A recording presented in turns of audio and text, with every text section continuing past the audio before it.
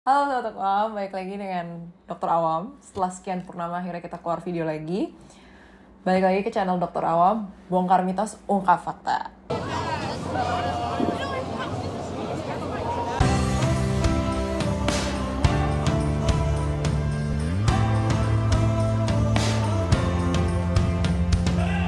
Oke, kali ini gue Aisyah kembali lagi, tapi bersama teman gue namanya Vano. Kita akan bahas terminologi-terminologi yang sering ditemukan di dunia kedokteran.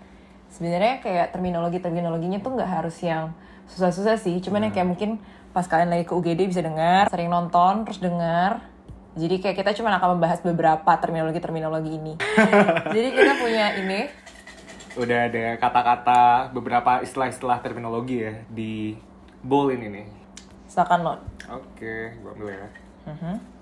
Di terminologi pertama adalah Pusing, versus sakit kepala.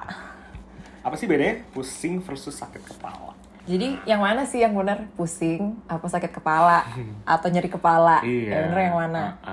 Kita belum makan aja pusing, belum gajian aja pusing. Kita berantem sama pacar juga pusing. Kita yang misalnya kerja di UGD, pasien-pasien datang, banyak banget yang juga ngomongnya, aduh pusing dok gitu.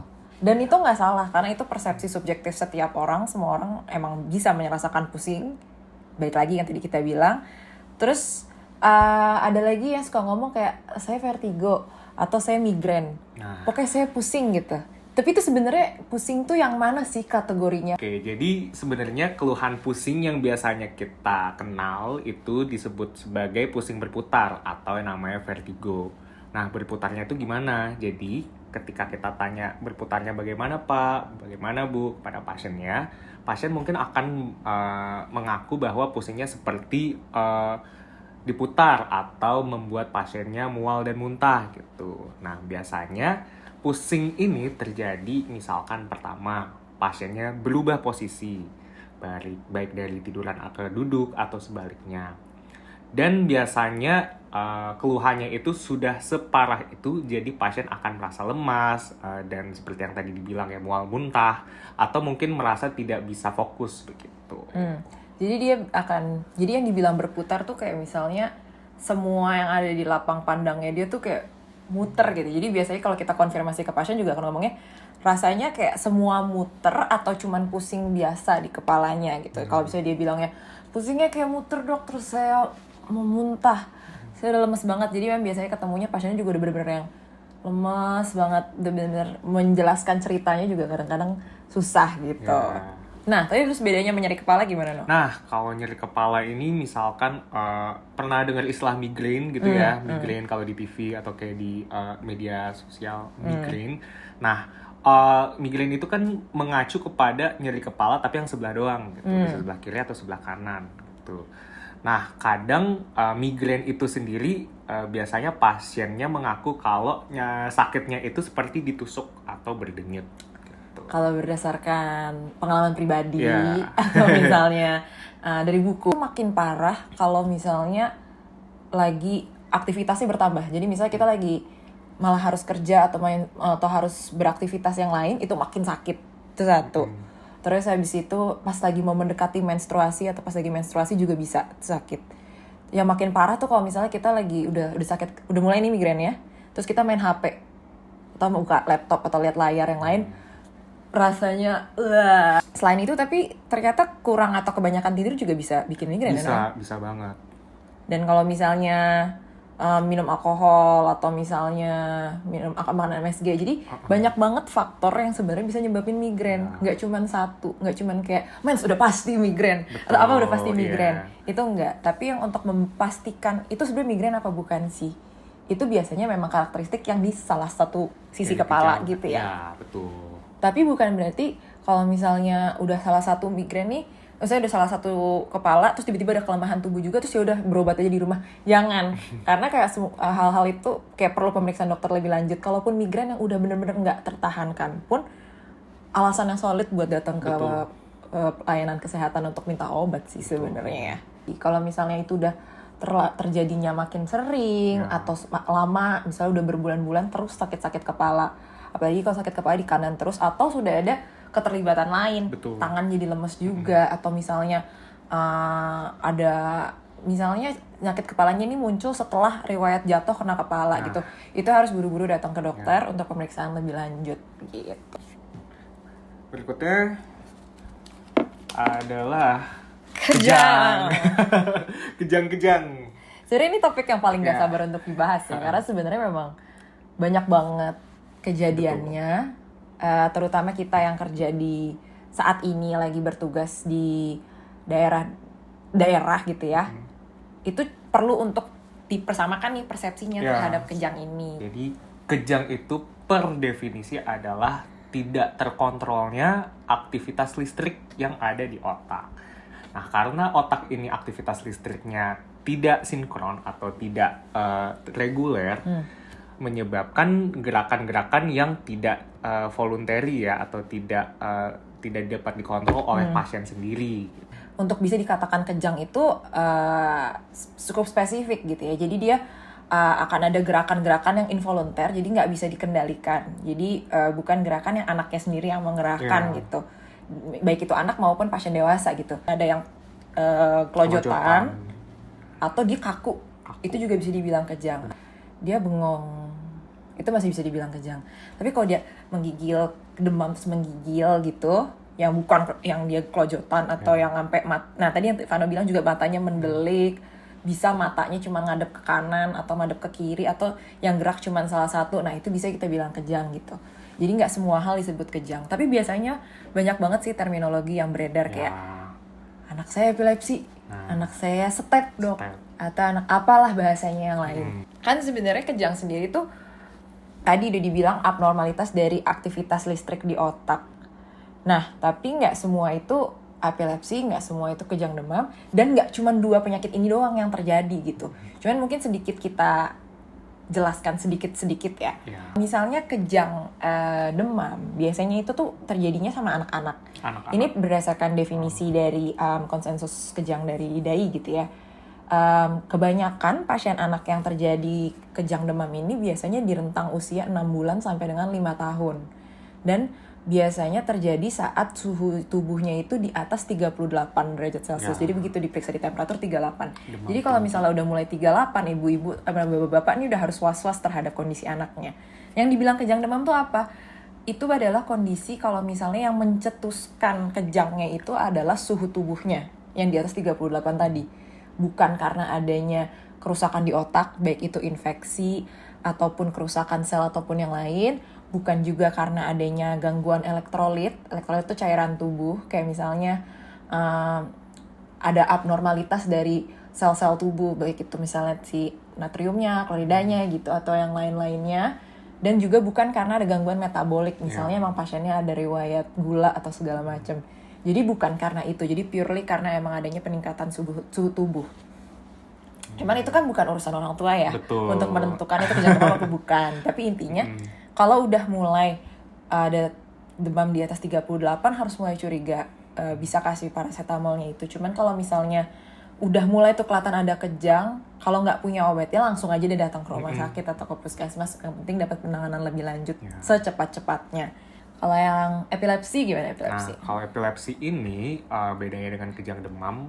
Epilepsi ini adalah kejang yang dikarenakan oleh gangguan otak akibat adanya faktor sebelumnya gitu. Dan faktor sebelumnya ini juga munculnya secara terus-menerus nih. Itu murni karena adanya gangguan di otak gitu. Beda sama kejang demam. Kalau kejang demam kan dikarenakan peningkatan suhu tubuh seluruhnya. Kalau epilepsi ini purely di otak semuanya.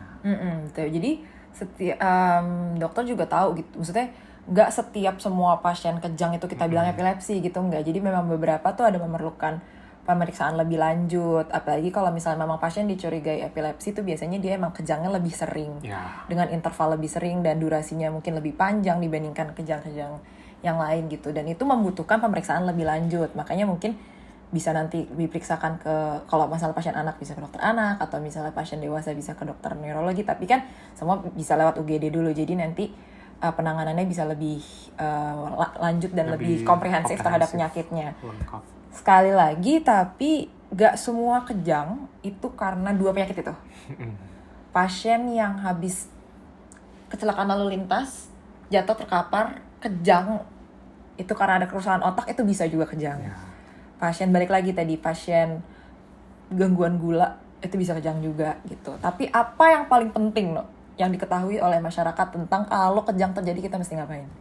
Biasanya kalau mitos-mitosnya yang ada di masyarakat tuh harus dimasukin sendok gitu ya. Bener gak sih sebenarnya yang kita lakukan itu selama ini? Tolong bapak-bapak, ibu-ibu, tolong didengarkan bagian ini.